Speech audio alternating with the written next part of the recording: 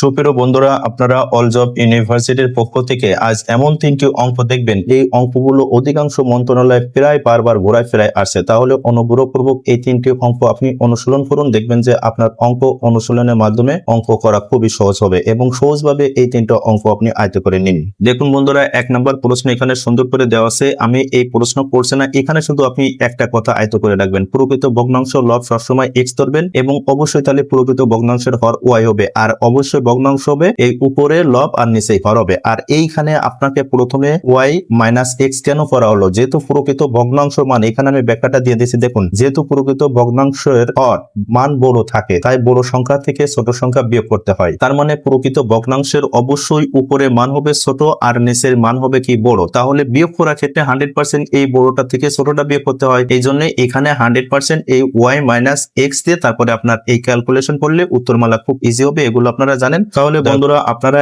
এই পুরো অঙ্কটা একবার ধীর স্থিরভাবে অনুশীলন করুন এবং ধীর স্থিরভাবে 10 সেকেন্ডে এই সম্পূর্ণ পড়াটা আপনি ধীর স্থিরভাবে একটু আয়ত্ত করে নিন।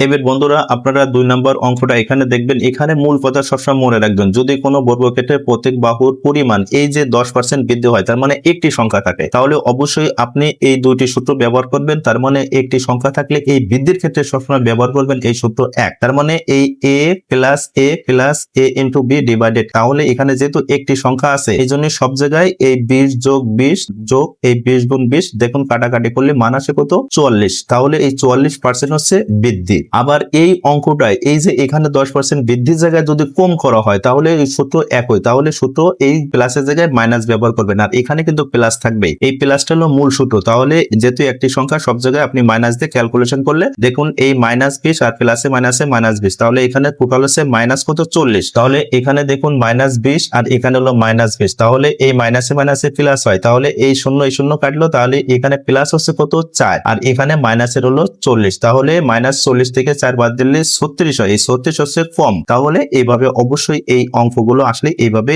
এই দুইটা সূত্র ব্যবহার করে আপনারা অবশ্যই এই 5 সেকেন্ডে এইরকম অঙ্কের উত্তর বের করতে পারবেন আশা করি। তাহলে বন্ধুরা, এই অঙ্কটা এখানে যে সূত্র প্রয়োগ করে সুন্দর করে তথ্যপাত্র দেওয়া আছে, দয়া করে আপনি এই অঙ্কটা 10 সেকেন্ডে এক নজরে আয়ত্ত করে নিন।